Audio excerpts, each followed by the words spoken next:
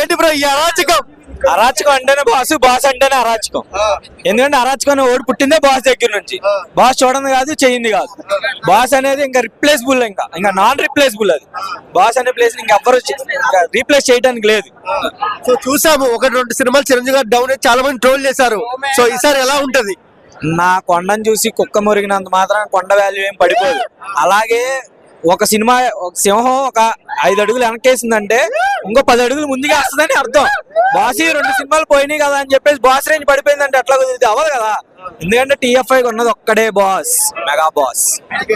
ఈ సంక్రాంతి జాతర ఎలా ఉంటది అన్న? సంక్రాంతి అందరు సినిమాలు ఆడాలన్న, వాళ్ళది వీళ్ళది అని ఏం లేదు. ప్రతి ఒక్కరు సినిమా ఆడాలి, TFI బాగుండాలి. అందులో సంక్రాంతి మన మగేద అయితే మాకు ఇంకా చాలా హ్యాపీ. చిరంజీవి గారు స్టెప్పులు ఎలా అనిపించాయన్న మీకు చూస్తున్నప్పుడు? లుక్స్ వింటేజ్ కి వెళ్ళిపోయాం అన్న మేము. చిరంజీవి గారి ఏదైతే మిస్ అయ్యామో ఇన్నాళ్ళు, ఆ యుఫోరియా అనేది మాకు మళ్ళీ దొరికింది అనుకుంటున్నాం. ఇంకా మాస్ జాతరకు వచ్చా మెగా ఫ్యాన్స్ కి ఇంకా పూనకాలే అన్న, ఇంకా పూనకాలు లోడింగ్. ఇంకా మళ్ళీ మనం బ్యాక్ టు 25 years బ్యాక్ వెళ్ళిపోతాం. ఇంకా డైరెక్ట్ గ్యాంగ్ లీడర్ లేకపోతే అంజీ. అసలు ఈ లుక్ చూసారా?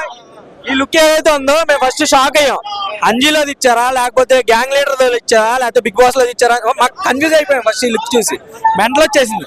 మళ్ళీ వింటేజ్ బాస్ మాకు ఇచ్చినందుకు అనిల్ రావిపూడి గారికి మేము చాలా థ్యాంక్స్ చెప్పుకుంటాం.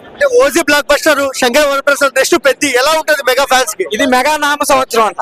2026 అనేది మెగా నామ సంవత్సరం. దానికి నాంది పలికింది చిరంజీవి గారు. ఎందుకంటే జనవరిలో చిరంజీవి గారు, మార్చిలో పెద్ది రామ్ చరణ్ గారు, నెక్స్ట్ మే ఆర్ జూలైలో ఉస్తాద్ భగత్ సింగ్. ఇది మెగా నామ సంవత్సరం, ఇంకా రాసి పెట్టుకోవడం.